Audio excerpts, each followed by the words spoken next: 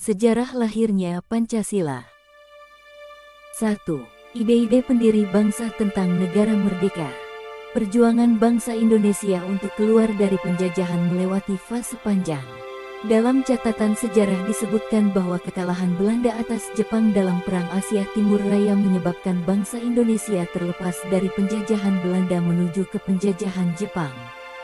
Jepang dapat menguasai wilayah Indonesia setelah Belanda menyerah di Kalijati, Subang, Jawa Barat pada tanggal 8 Maret tahun 1942.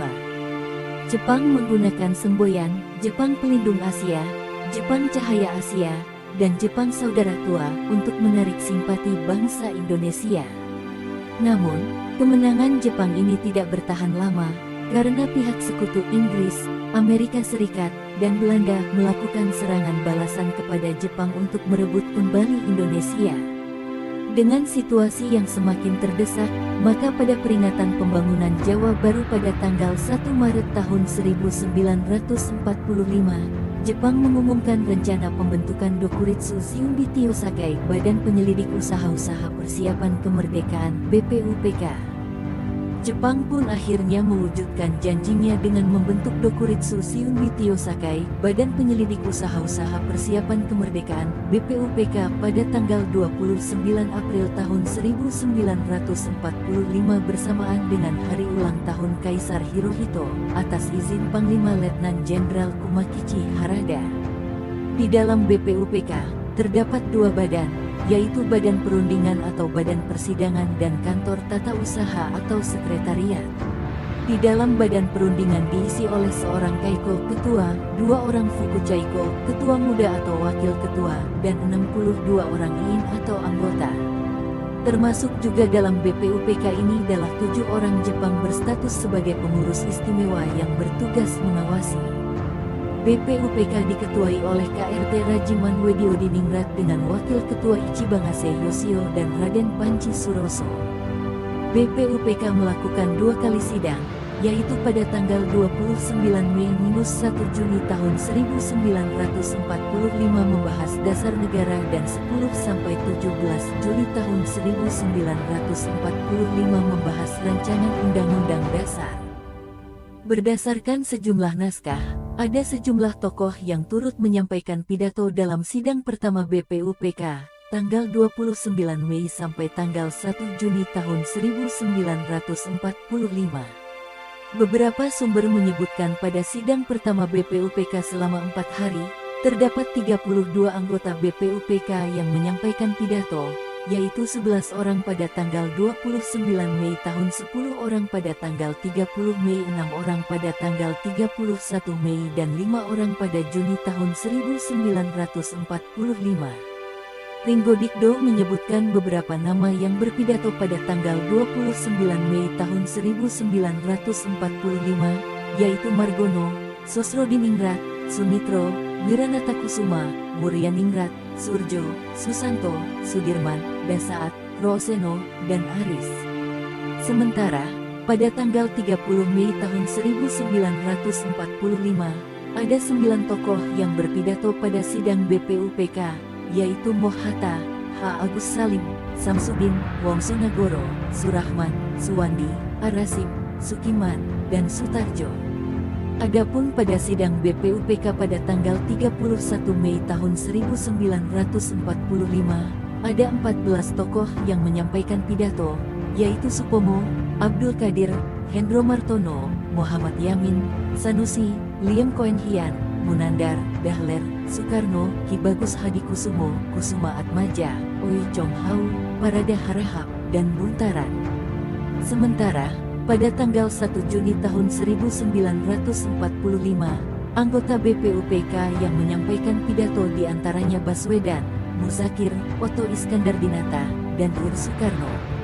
Sekurang-kurangnya ada 3 pokok bahasan dalam sidang BPUPK berkenaan dengan dasar negara sebagai berikut. A. Apakah Indonesia akan dijadikan sebagai negara kesatuan atau negara federal Bonstaat atau negara perserikatan Statenbond? B. Masalah hubungan agama dan negara. C. Apakah negara akan menjadi republik atau kerajaan? Selain mendiskusikan secara lisan pidato, para anggota BPUPK juga diminta memberikan usulan secara tertulis untuk kemudian diserahkan ke sekretariat. Untuk menampung berbagai usulan pemikiran para pendiri bangsa, dibentuklah panitia kecil yang berjumlah 8 orang. Berikut usulan pemikiran 3 tokoh pendiri bangsa mengenai dasar negara Indonesia merdeka. A. Muhammad Yamin. Dalam pidatonya tanggal 29 Mei tahun 1945 yang berdurasi sekitar 20 menit, Muhammad Yamin menyampaikan 5 poin yang menjadi dasar pembentukan negara merdeka, sebagai berikut. 1. Peri kebangsaan. 2. Peri kemanusiaan. 3. Peri ketuhanan. 4. Peri kerakyatan. 5. Kesejahteraan rakyat. Selain itu, Muhammad Yamin juga membuat konsep tertulis tentang Indonesia merdeka, yang isinya berbeda dengan isi pidatonya. Dalam konsep tertulisnya, Muhammad Yamin menuliskan 5 poin bagi Indonesia merdeka, sebagai berikut. 1. Ketuhanan yang Maha Esa. 2. Kebangsaan Persatuan Indonesia. 3. Rasa kemanusiaan yang adil dan beradab. 4. Kerakyatan yang dipimpin oleh hikmat kebijaksanaan dalam permusyawaratan perwakilan.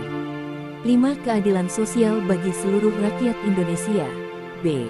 Supomo. Maka teranglah tuan-tuan yang terhormat, bahwa jika kita hendak mendirikan negara Indonesia yang sesuai dengan keistimewaan sifat corak masyarakat Indonesia, maka negara kita harus berdasar atas aliran pikiran Staatside, negara yang integralistik, negara yang bersatu dengan seluruh rakyatnya, yang mengatasi seluruh golongan-golongannya dalam lapangan apapun. Demikian salah satu cuplikan pidato Supomo dalam sidang pertama BPUPK pada tanggal 31 Mei tahun 1945. Supomo merupakan salah satu tokoh penting dalam merumuskan dasar negara.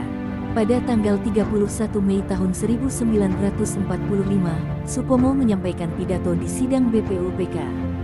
Supomo berbicara mengenai struktur sosial bangsa Indonesia yang ditopang oleh semangat persatuan hidup, semangat kekeluargaan, keseimbangan lahir batin masyarakat, yang senantiasa bermusyawarah dengan rakyatnya demi menyelenggarakan keinsyafan keadilan rakyat. Nugroho Notosusanto menafsirkan bahwa Supomo menyampaikan 5 dasar bagi negara merdeka, sebagai berikut. 1. Persatuan. 2. Kekeluargaan. 3. Keseimbangan lahir dan batin. 4. Musyawarah.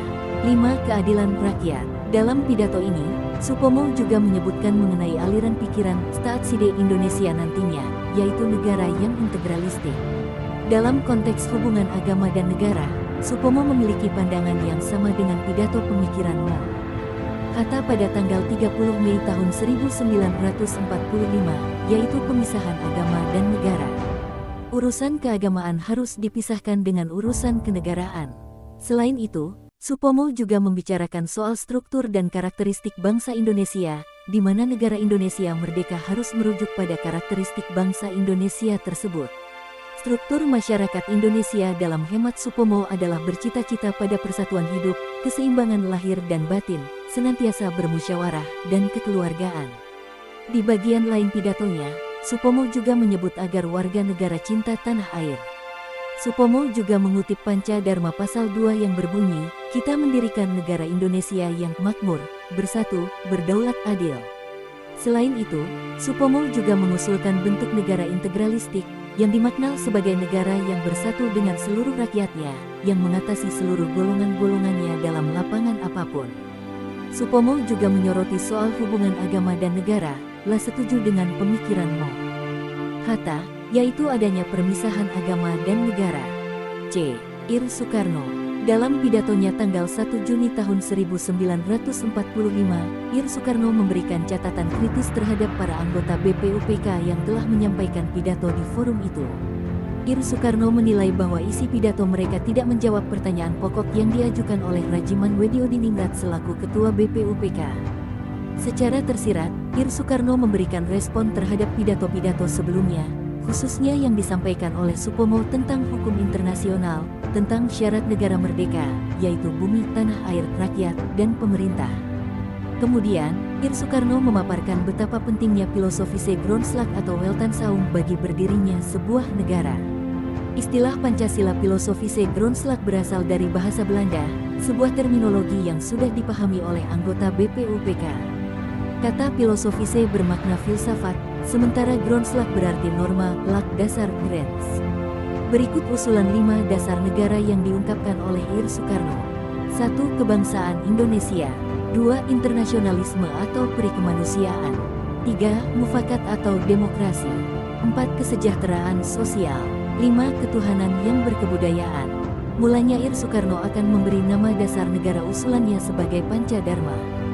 Namun, atas saran ahli bahasa sekaligus temannya, Ir Soekarno akhirnya memberi nama rumusan dasar negara tersebut sebagai Pancasila. Tak berhenti di situ, Ir Soekarno pun memberikan pilihan, jika sekiranya 5 prinsip tersebut tidak disetujui. Kelima prinsip tersebut dapat diperas menjadi 3 prinsip, yaitu sosionasionalis, sosiodemokratik, dan ketuhanan.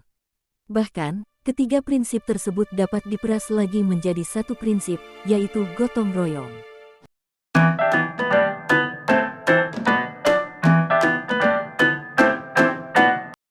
Immediately we had proclaimed our independence in August 45.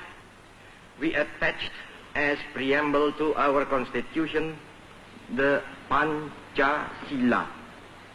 Panca means 5, Sila means principle. The Pancasila, the 5 guiding principles of our national life. Perhaps you know already what our Pancasila is. It gives us the 5 principles of our state. These are: first, believe in God.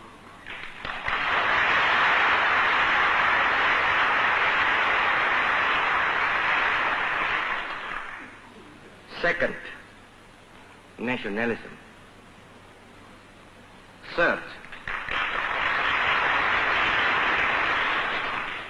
Third, humanity.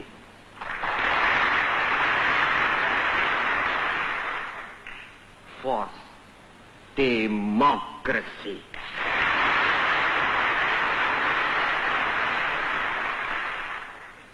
Fifth, social justice.